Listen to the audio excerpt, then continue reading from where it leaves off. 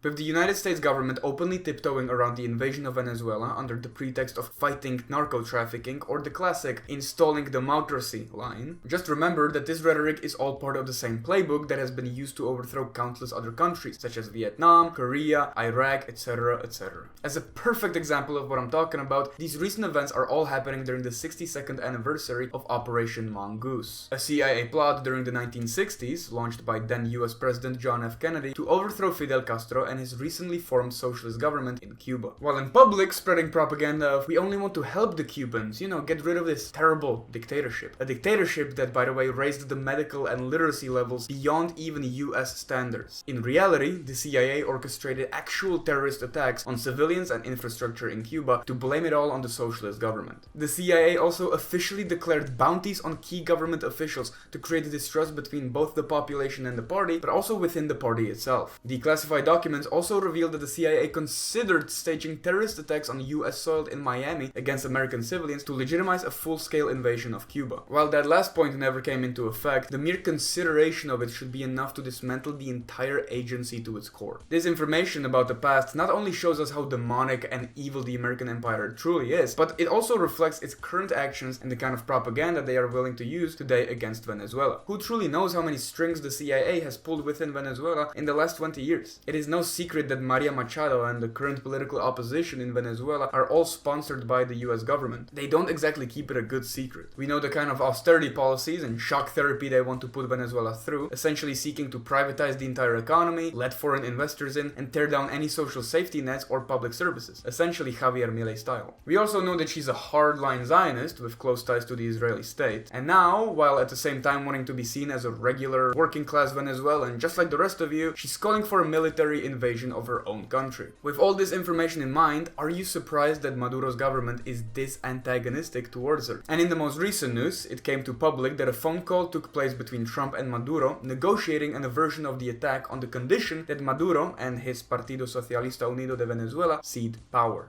Also, Trump just pardoned the ex-Hondurasan president, Juan Orlando Hernandez, who actually had ties to smuggling cocaine into the United States and being very open about it. He even told openly, let the gringos sniff the cocaine.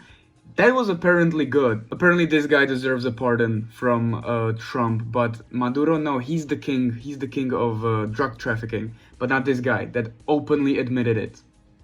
Make it make sense. This only reveals that it was never actually about narco-trafficking in the first place. It was yet another imperialist attempt to threaten and destabilize domestic socialist projects. But because on its own this kind of rhetoric simply does not fly, the imperialist state needs to invent a boogeyman to legitimize the invasion. It was the threat of communism during the Cold War, Islamist terrorists and weapons of mass destruction in the early 2000s, and now narco-trafficking Latinos in current times. This is extremely ironic coming from the US government, which literally supported and sponsored narco-trafficking during the 1980s to fund the reactionary militant groups in Nicaragua and destabilize African American communities back at home. All this talk of narco-trafficking and state-sponsored terrorism is simply soft power propaganda for you to accept the invasion. Should we take everything that Maduro says at face value as a result? No. The Venezuelan government is extremely flawed, but we should take the side of the indigenous population against any kind of foreign invaders. Let Venezuelans do as they please with their own resources and their own governments. It is none of our business.